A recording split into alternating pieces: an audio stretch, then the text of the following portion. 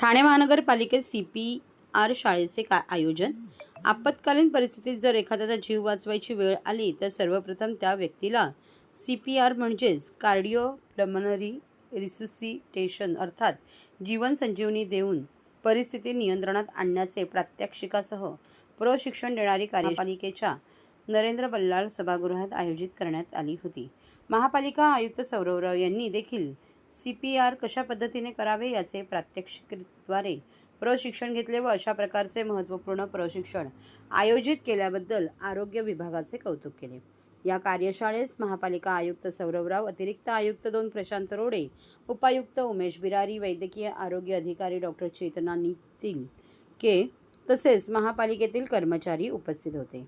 या प्रशिक्षणाचे आयोजन इंडियन सोसायटी ऑफ एनेस्थेसियोलॉजिस्ट आणि डॉक्टर राजन जोशी यांच्या वतीने करण्यात आले होते। यावेळी डॉक्टर श्वेता पाटील, डॉक्टर वीरा लहरिया हे देखील उपस्थित होते। डॉक्टर राजन जोशी मार्गदर्शन करताना म्हणाले की CPR अर्थात जीवन संजीवनी देण्यासाठी डॉक्टर असण्याची गरज नसते। आपत्कालीन परिस्थितीत व्यक्तीचा जीव वाचवणे महत्त्वाचे असते। त्यामुळे प्रत्येक व्यक्तीला CPR कसा द्यावा हे माहीत असणे गरजेचे आहे। CPR म्हणजेच हृदय थांबले किंवा श्वास बंद झाल्यावर जीवन वाचवण्यासाठी दिला जाणारा एक महत्त्वपूर्ण उपचार।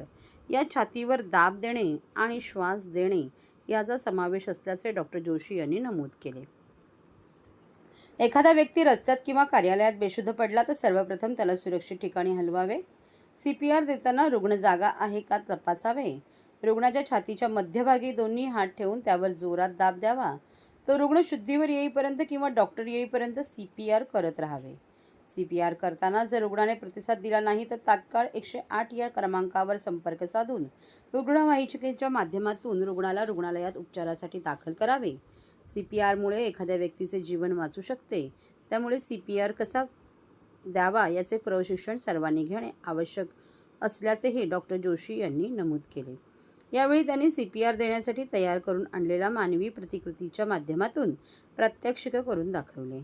आयुक्त सौरवराव यांनी देखील CPR पद्धत कशी वापरावी याचे प्रशिक्षण घेतले। तसेच कार्यशाळेस उपस्थित असलेल्या सर्वांकडून हे प्रात्यक्षिक करून घेण्यात आले। महाराष्ट्रातील भगिनींना आधार देणारी राज्य शासनाची मुख्यमंत्री माझी लाडकी बहीण योजना। या योजनेअंतर्गत अल्प उत्पन्न गटातील 21 ते 65 वयोगटाच्या भगिनींना मिळणार दरमहा 1500 रुपयाची मदत। अर्ज करण्यासाठी 31 ऑगस्ट 2024 पर्यंत मुदतवाढ। कुटुंबाचं वार्षिक उत्पन्न 2.5 लाख रुपयांपेक्षा कमी असलेल्या महिला पात्र। कुटुंबाकडे पिवळं किंवा केशरी रेशन कार्ड असल्यास उत्पन्नाचा दाखला आवश्यक नाही। पांढरं रेशन कार्ड असेल किंवा रेशन कार्ड नसेल तर कुटुंबाचं वार्षिक उत्पन्न 2.5 लाखांपेक्षा कमी असल्याचा दाखला आवश्यक। योजनेसाठीचा ऑनलाईन अर्ज नारी शक्ती दूत ॲपवरून किंवा पोर्टलवर भरता येईल। ज्या भगिनींना ऑनलाईन अर्ज भरता येत नसेल त्यांच्यासाठी अंगणवाडी, ग्रामपंचायत, वॉर्ड ऑफिस, सेतू सुविधा केंद्रामध्ये किंवा आशाताई बचत गटाच्या CRP यांची मदत उपलब्ध। आता आपल्याला अभिमानाने म्हणता येईल, सुखी आणि सुरक्षित आहे माझी लाडकी बहीण।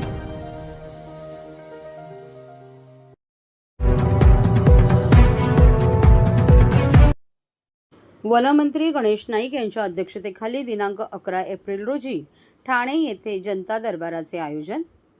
वनमंत्री गणेश नाईक यांच्या अध्यक्षतेखाली शुक्रवार दिनांक 11 एप्रिल 2025 रोजी सकाळी 10 वाजता डॉक्टर काशीनाथ घाणेकर नाट्यगृह, मानपाडा, ठाणे पश्चिम येथे जनता दरबार आयोजित करण्यात आला आहे। यापूर्वी झालेल्या जनता दरबारामध्ये नागरिकांनी उत्स्फूर्त प्रतिसाद दिला होता। 11 एप्रिल रोजी होणाऱ्या जनता दरबारमध्येही नागरिकांनी आपल्या समस्या मांडून त्याचा निपटारा करून घ्यावा असे आवाहन जिल्हा प्रशासनातर्फे करण्यात आले आहे।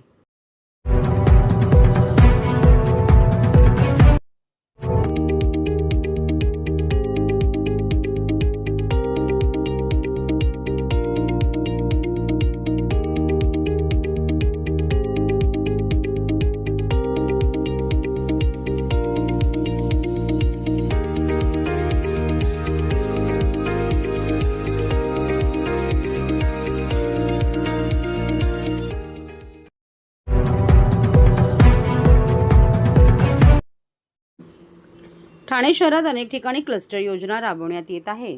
त्यातून ठाणे शहरातील मोठ्या प्रमाणात असलेल्या जुन्या आणि अनधिकृत इमारतीचे पुनर्विकास करण्यात येणार आहे। या योजनेतून ठाणे महापालिका हद्दीत एकूण 44 नागरी पुनर्निर्माण आराखडे तयार करून हजारो हेक्टर जमिनीचा पुनर्विकास करण्याचे योजले आहे.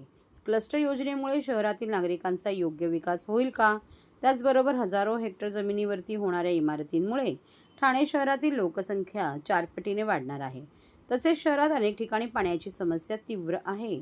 शहरात स्वतःचे धरण नाही, लोकसंख्या वाढते, वाहनांची रोधारी देखील वाढत असून शहरात वाहतूक कोंडीची समस्या देखील तीव्र होत आहे. शहरातील अस्वच्छतेमुळे पर्यावरणाचा प्रश्न ऐरणीवर येऊ लागला आहे. अनियोजित योजनेमुळे शहराचे विद्रुपीकरण होत चालले आहे. त्यामुळे क्लस्टर विकास सारख्या प्रकल्पाबाबत पुन्हा नव्याने सर्वसमावेशक विचार करण्याची मागणी निवारा हक्क समन्वय समितीची मागणी आहे. या मागणीकरिता निवारा हक्क समन्वय ठाणे शहर यांनी आज ठाणे जिल्हाधिकारी कार्यालयाबाहेर आंदोलन केले. यावेळी मानपाडा, गणेशनगर, आझादनगर येथील रहिवासी मोठ्या संख्येने या आंदोलनात सहभागी झाले होते. भविष्यात शहरात अधिकृत बांधकाम आणि झोपडपट्ट्या वाढवणे याकरिता कारवाई करणे आवश्यक असल्याची मागणी यावेळी या आंदोलनातून केली आहे. नागरिकांच्या मागण्यांची दखल न घेण्यास थेट मंत्रालयावरती मोर्चा नेण्याचा इशारा यावेळी आंदोलनाकडून देण्यात आला आहे.